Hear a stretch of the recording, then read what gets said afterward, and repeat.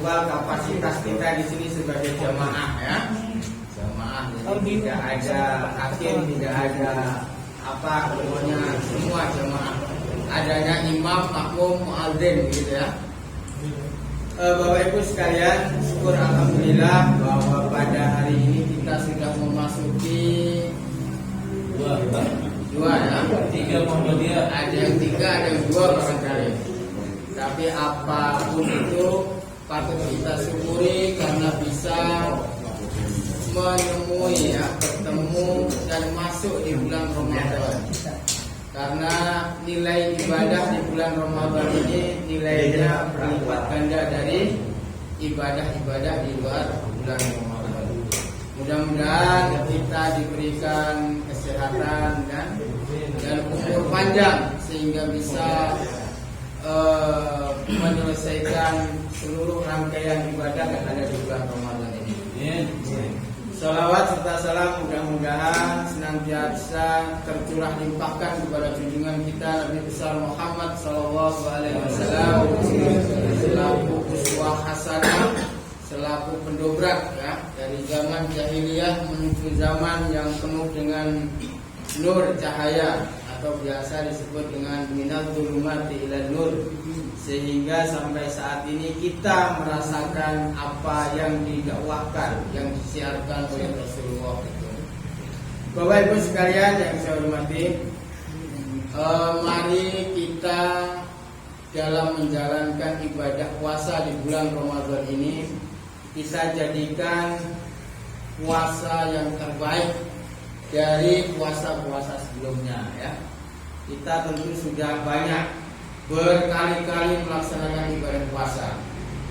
Tetapi mari bulan ini kita jadikan bulan untuk menjalankan ibadah puasa itu yang terbaik dari bulan-bulan sebelumnya. Jangan sampai menurun. Misalnya dari segi ibadah sholatnya, dari segi puasanya sendiri. Kalau dulu mungkin tidak ada yang lewat gitu ya. Sekarang juga jangan sampai ada yang lewat. Kalau dulu khatam Al-Quran taruhlah 2 kali, sekarang jangan sampai turun sekali. Kalau bisa jadi 3 kali gitu. Begitu juga hal-hal lainnya. Makanya dari situ Imam Al-Ghazali ya itu menggolongkan ibadah puasa ini ada 3 tingkatan.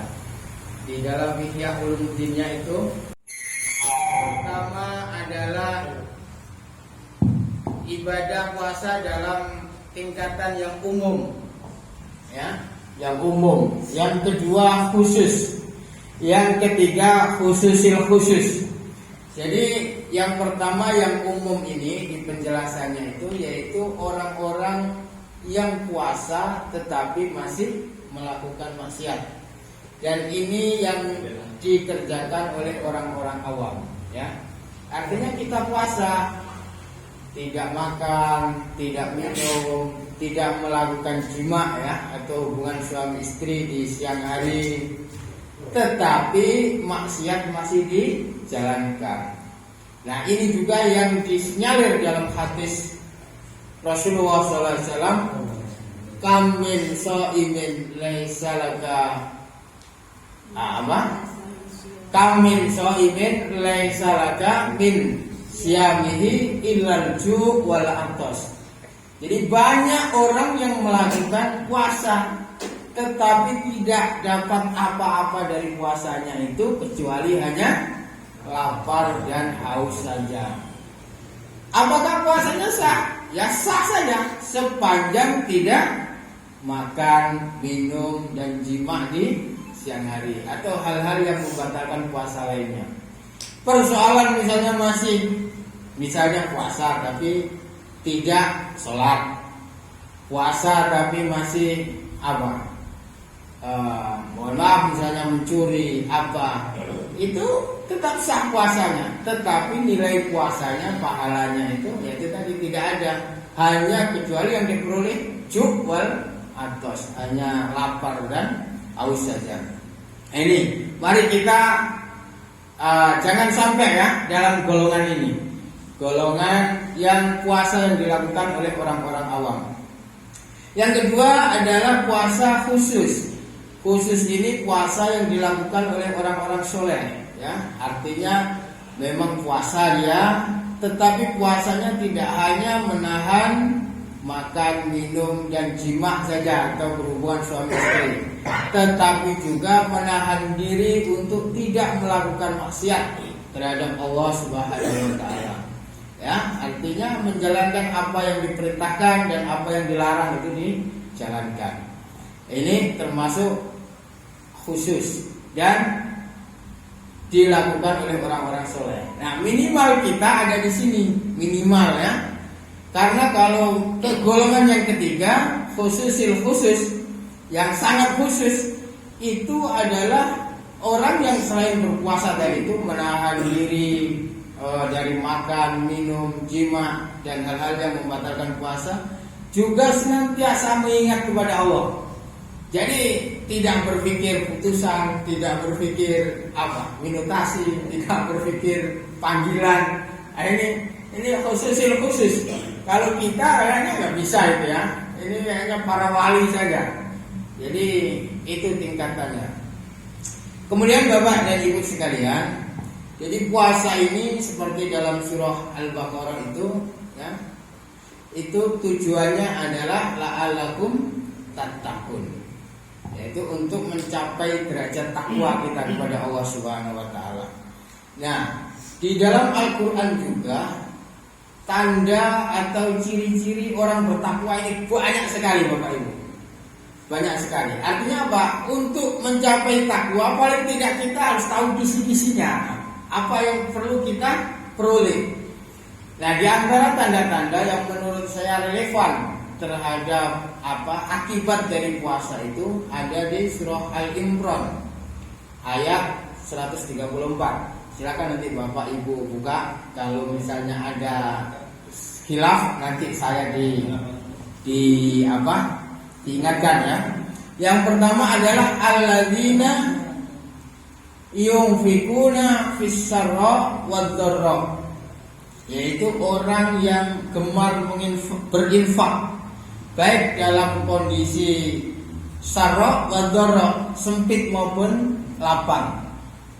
Jadi yang diperintah bahwa ciri orang bertakwa adalah yunfikuna, berinfak Bapak Ibu ya. Berinfak ini tidak harus punya harta satu nisab, berbeda dengan zakat. Nah ini. Jadi artinya siapapun bisa, makanya di situ dipertegas fis-sarra wad-dharra, lain dengan zakat. Ya, kalau zakat kan harus satu nisab. Kemudian ada khol di situ, ya, sudah mencapai 1 tahun. Tapi yang terpenting kan satu nisabnya ini zakat. Tetapi kalau infak tidak. Lah itu termasuk tanda orang yang bertakwa. Artinya tidak cukup hanya zakat, tapi infak fis-sarra wad-dharra. Kemudian yang kedua, wal kadhimina ghaidha, orang yang menahan amarah. Nah ini kan di puasa kan relevan ini. Jadi kita selama puasa dilarang marah-marah terus. Nah, jadi yang sering marah tolong ditahan meskipun dengan anaknya, ya. Jangan puasa dengan tidak puasa sama saja. Malah karena puasa lapar jadi tambah marahnya. Nah itu artinya setannya nyusup di lapar kita itu, ya. Jadi itu diantara Bapak Ibu. Kemudian yang ketiga adalah wal afina anin nas, mau memaafkan sesama kita. Jadi perintahnya ini tidak minta maaf, tapi memberi maaf Bapak Ibu. Kalau minta maaf aja, karena kita misalnya berbuat salah, minta maaf aja. Nah yang memberi maaf ini yang agak susah. Nah itu masuk tanda orang yang bertakwa.